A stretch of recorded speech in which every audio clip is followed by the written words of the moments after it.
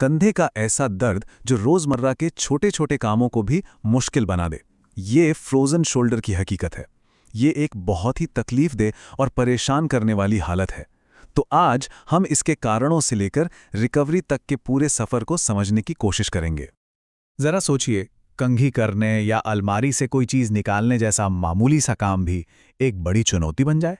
Frozen shoulder में कंधे में कुछ ऐसी ही जकड़न आ जाती है कि हाथ हिलाना तक दूभर हो जाता है।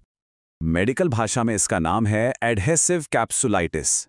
देखिए, हमारा जो कंधे का जोड़ है ना, वो एक लचीले कैप्सूल के अंदर होता है।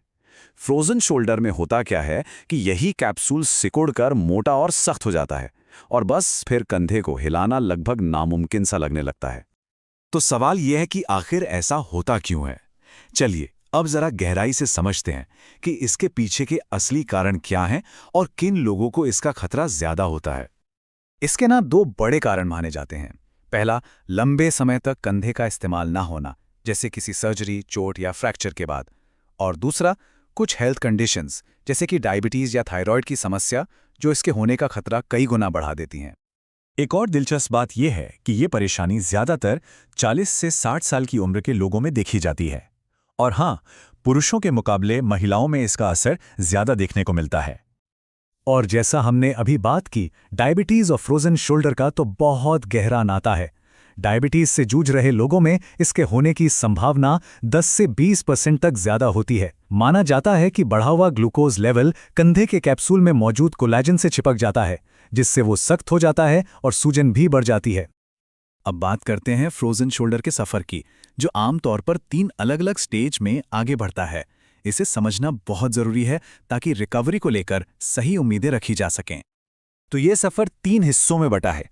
पहला स्टेज है फ्रीजिंग, जो 2 से 9 महीने तक चल सकता है। इसमें दर्द धीरे धीरे बढ़ता है और कंधा जाम होना शुरू हो जाता है।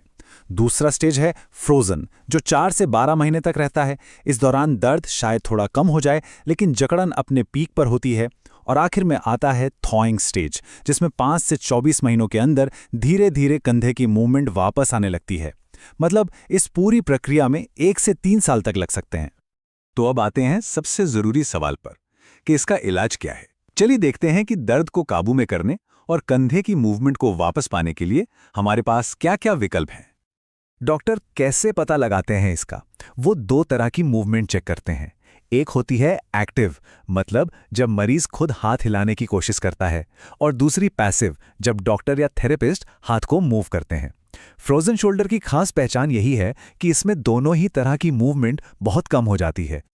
शुरुआत में इलाज का मकसद होता है दर्द और सूजन को कम करना। इसके लिए आम दर्द की दवाएं दी जाती हैं या फिर कॉर्टिकोस्टेरॉइड के इंजेक्शन सीधे जोड़ में लगाए जाते हैं। कभी कभी हाइड्रोडाइलेशन भी किया जाता है, जिसमें जोड़ में लिक्विड इंजेक्ट करके सख्त कैप्सूल को फैलाने की कोशिश की जाती है। लेकिन एक बात गांठ बांध लेनी चाहिए, इस पूरी रिकवरी का सबसे जरूरी हिस्सा है फिजियोथेरेपी। दवाइयों का असल काम तो बस दर्द को इतना कम करना है कि मरीज आराम से एक्सरसाइज कर सके और अपनी मूवमेंट वापस पा सके।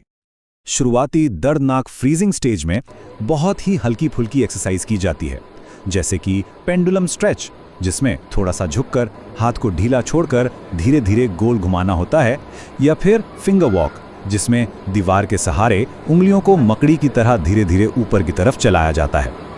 जब फ्रोजन स्टेज आता है, जिसमें कंधा सबसे ज्यादा जाम होता है, तब एक्सरसाइज का मकसद होता है धीरे धीरे मूवमेंट की रेंज को बढ़ाना। इसमें टॉवल स्ट्रेच या क्रॉस बॉडी रीच जैसी एक्सरसाइज शामिल हैं, जो सख्त कैप्सूल को धीरे धीरे स्ट्रेच करने में मदद करती हैं। अगर 6 से 12 महीनों तक इन तरीकों से कोई फायदा नहीं होता, तो डॉक्टर कुछ और प्रक्रियाओं के बारे में सोच सकते हैं, जैसे एनेस्थीसिया देकर कंधे को मूव करना ताकि जो चिपके हुए टिश्यू हैं वो टूट जाएं, या फिर आर्थ्रोस्कोपिक सर्जरी, जिसमें कैमरे की मदद से कैप्सूल के टाइट हिस्सों को काटा जाता है।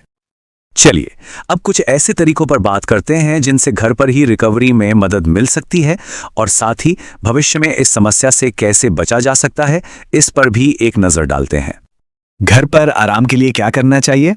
देखिए, जब दर्द और सूजन ज़्यादा हो, यानी फ्रीजिंग स्टेज में, तो कोल्ड पैक लगाएं, और बाद में फ्रोजन स्टेज में एक्सरसाइज से ठीक पहले जकड़न को कम करने के लिए हॉट पैक का इस्तेमाल करें। और हाँ, सोते समय तकिए का सपोर्ट लेना भी बहुत आरामदायक हो सकता है। और इसे होने से रोकने के लिए क्या किया जा सकता है? सबसे जरूरी बात, किसी भी चोट या सर्जरी के बाद कंधे को ज्यादा समय तक एक ही जगह पर स्थिर ना रखें। अपनी हेल्थ कंडीशंस, खासकर डायबिटीज को कंट्रोल में रखें और नियमित रूप से हल्की स्ट्रेचिंग करते रहें। आखिर में एक बहुत ही जरूरी और हौसला देने वाली बात यह है कि भले ही ये सफर लंबा हो, पर यह एक सेल्फ लिमिटिंग कंडीशन है। मतलब ये अपने आप ठीक होने वाली स्थिति है। बस धैर्य और सही इलाज के साथ रिकवरी पक्की है। तो इस जानकारी के साथ सवाल ये उठता है कि क्या हम अपनी मूवमेंट को वापस पाने के लिए तैयार हैं? याद रखिए, सही जानकारी और मेहनत से रिकवरी बिल्कुल संभव है। उम्मीद है कि ये चर्चा मददगार साबित होगी।